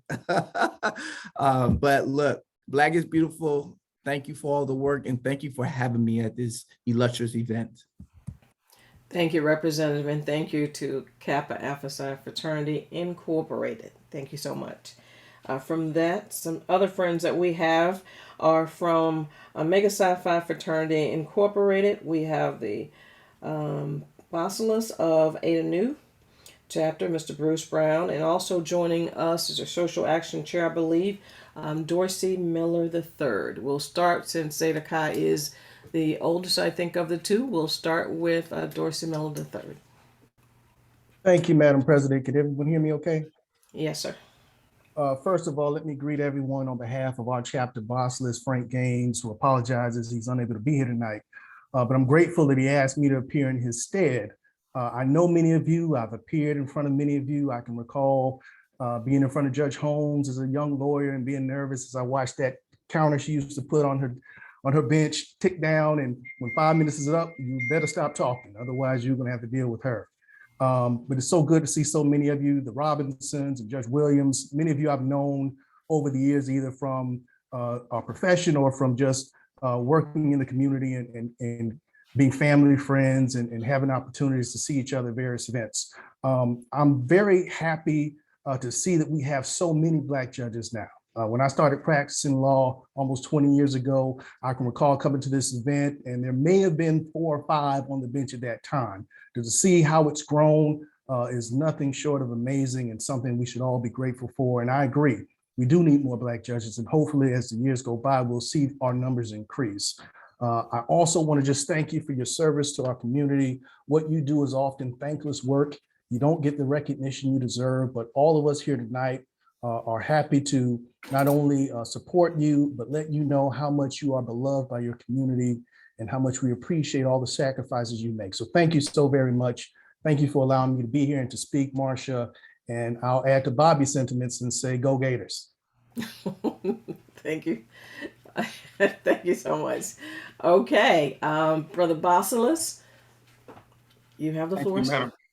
Thank you, Madam President. On behalf of the hardworking Nubian brothers from the Eta Nu chapter of Omega Psi Phi Fraternity in Pompano Beach, Florida, I bring you greetings. Also bring you greetings from the Vicious Cobras of Boyd H. Anderson High School. I just want to make sure I didn't get that left out with all this Dillard and Piper and South Texas stuff that I heard today. But it's like inspiring and awesome to watch all these screens on the camera.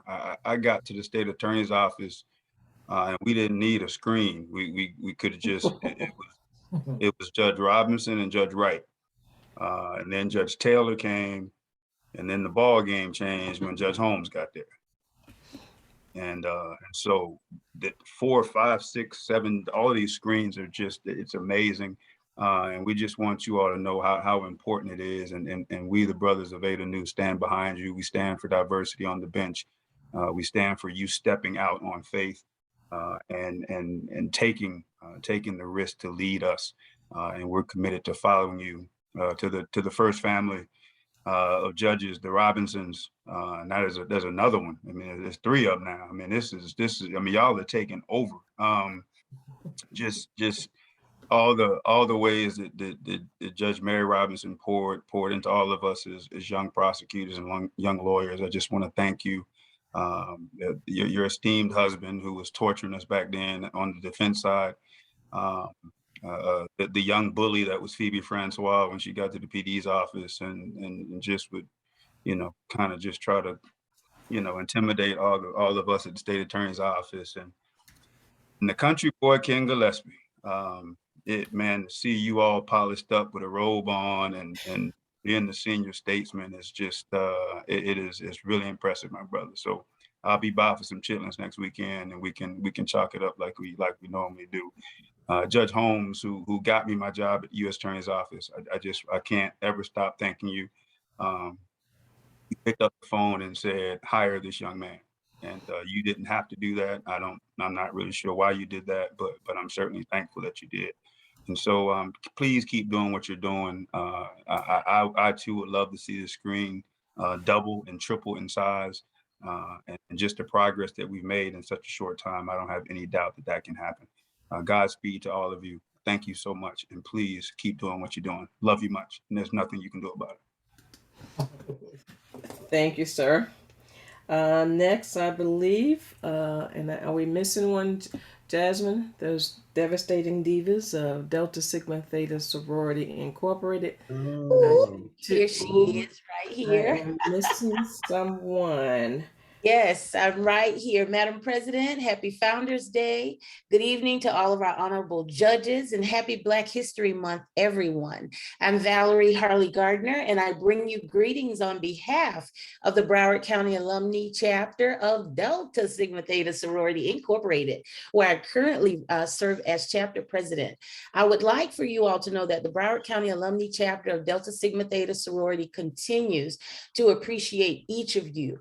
You all continue to have our full support, and we are so proud of the work that you all do on the bench each day for the Broward County community, as well as the roles that you do play in support of the children in our community. Each of you matter to us. I would like to thank you all for your dedication, and many thanks to the NAACP for continuing and growing this event. Representation is more important now than ever. We will continue to support all issues that affect our community through social action, because it's what we do. I would like to take a point of personal privilege and let everybody know that I love chitlins and rice. I'm a small town girl from Florida.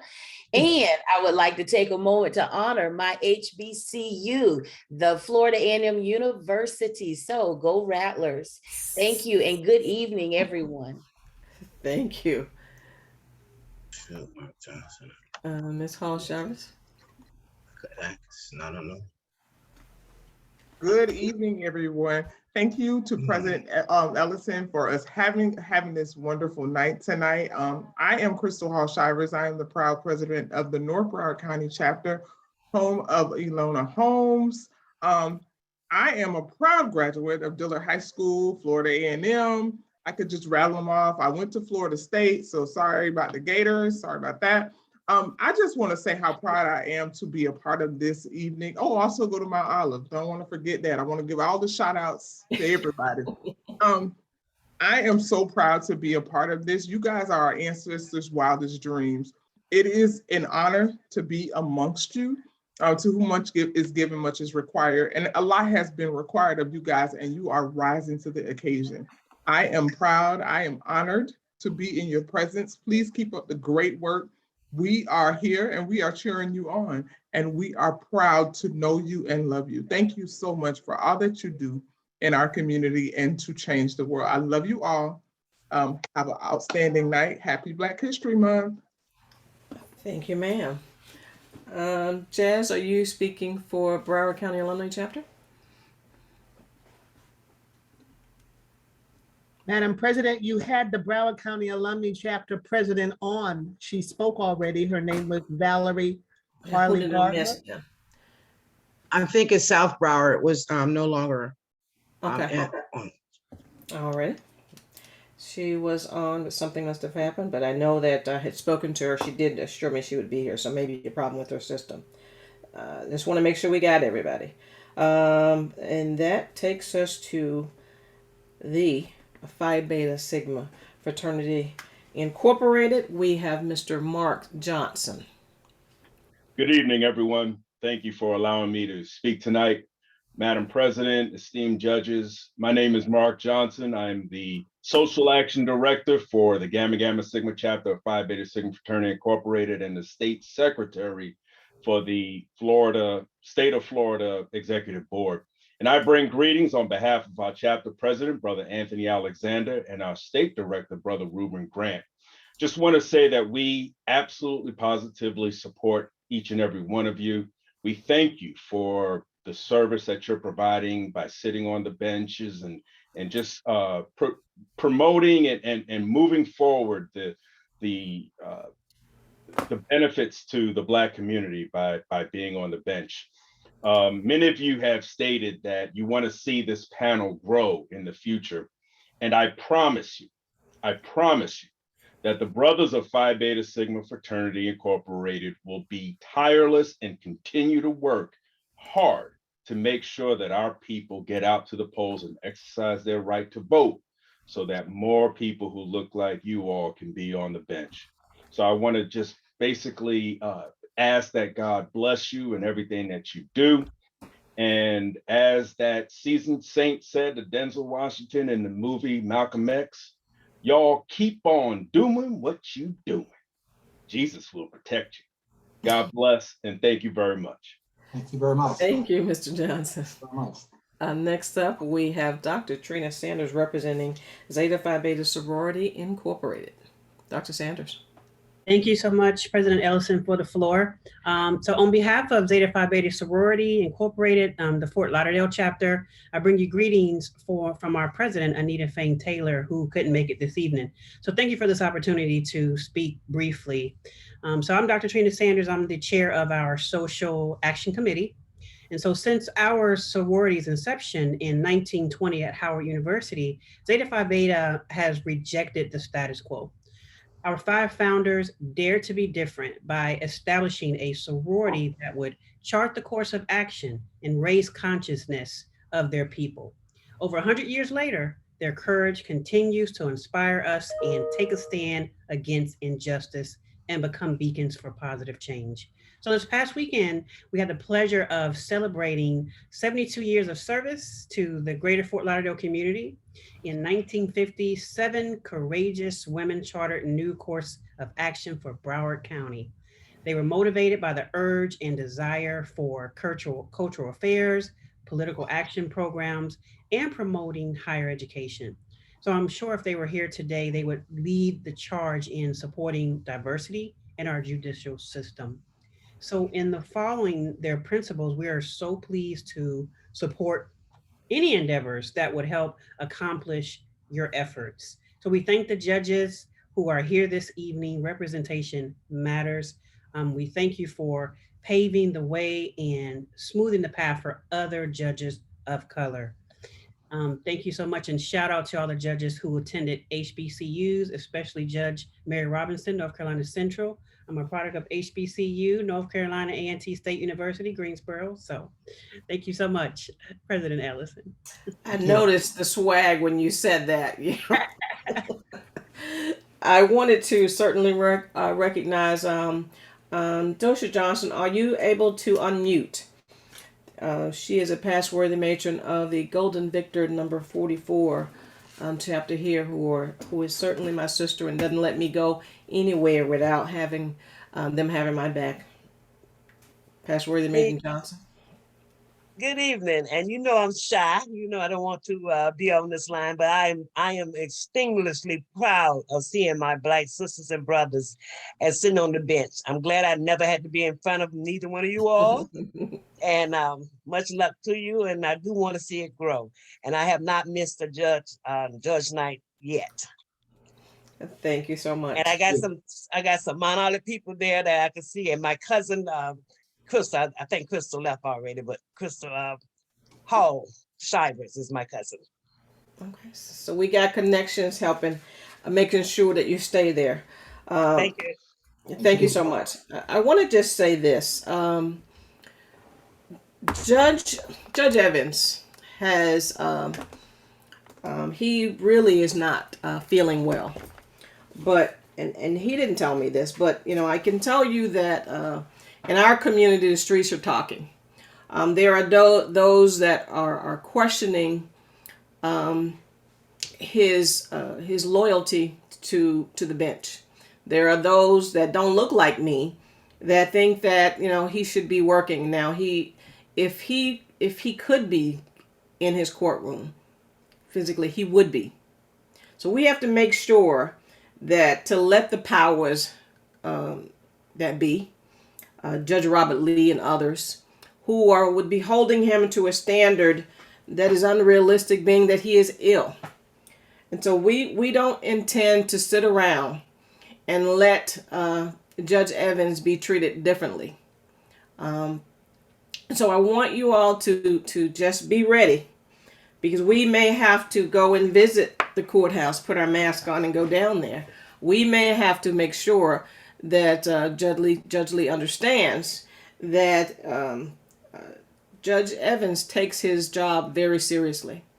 He is a proud product of the 33311 Tatertown. He is a proud product of this community, raised by folk who understand the importance of justice and the importance of fulfilling your responsibilities. So they are being, and I'll just because I don't work down there. He's being treated unfairly. So I would, and Judge, you don't work down there anymore. You used to, Judge Holmes. We need to make sure that we speak up in a loud voice to make sure that we stand up and stand with Judge Cal Evans as he continues to get better, but yet it appears he's being falsely accused of not being ill when obviously he's got receipts. He would be speaking, he would be here, but he just wanted to be here because this is what he does. It's not a coincidence that his niece, who did a very good job, is here, but that's how important that it is for him to be here. And so just so y'all know, he is being treated unfairly. It is circling not only in the courthouse, but in our community as well. But we just don't intend to let our own Judge Cal Evans be treated unfairly by anyone, even another judge, even Judge Robert Lee. But I will certainly keep you all posted if he continues to be falsely accused of faking it. And granted, he didn't tell me this. I just know this because I know stuff down at the courthouse. So Judge Holmes suggests that we start by contacting the chief judge. We can do that as well. I have Tudor's personal information as well. But we're just talking about what's right and what's just. We never get, too often. We just want to be treated fairly. Nothing more, nothing less. And I think that is nothing too great to ask for. No special favors, just treated fairly. And as we close, I want to make sure that Minister Edwards, I want you to include in your closing prayer to make sure that you remember and ask for the healing of Judge Cal Evans and the protection of our other judges as they continue on to do the people's work. And with that, we're just about 1 minute over. But I want to thank everyone for participating. We may very well, if Lord willing and the numbers go down, we may be over at come and visit over there in the Robinson's Church, and where I like to hang out over there at the Mount next year, God willing, and the numbers allow us to. But it was safer, and because of situations like this, of possible illness, we wanted to make sure that we did everything we could to keep everyone safe. And with that, Minister Edwards, if you will take us home, please. Thank you, everyone, for participating. Thank you, Madam President. Let us go to the Lord in prayer. Eternal God and Father, we come to you now in this collective moment of consciousness, celebrating, oh God, that which you have placed before us, Black judges and magistrates. We pray now, Father, that you would crown them continually with wisdom, knowledge, and understanding. God, we ask that you, oh Lord, would place a hedge of protection around them. We pray, oh God, that you would meet them at the point of their need.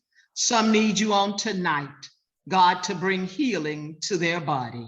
We lift up Judge Cal Evans before you, God. We're praying that you, oh Lord, would restore his faith in you as you restore his body. God, we pray now that you would continue to bless Broward County. Father, as we stand in a unique position at the ready, God, to support our elected and appointed judges and magistrates. Now, God, we pray as we prepare to depart from this call, but never from your presence, that you, oh God, would continue to be the wind beneath our wings, blow upon us, blow us in the direction you would have us to go. And God, if it be your will, we pray you would bless us on next year to have another celebration of these fantastic Black judges. This we pray in the precious name of our Lord Jesus. Amen. Good night, everyone. Good night. Thank you, everyone. Peace and power. Marsha, we need to talk. Okay. Okay. Homeboy's on my floor. I didn't know this. Okay. Let's talk. Okay. All right. Thank you, Joseph.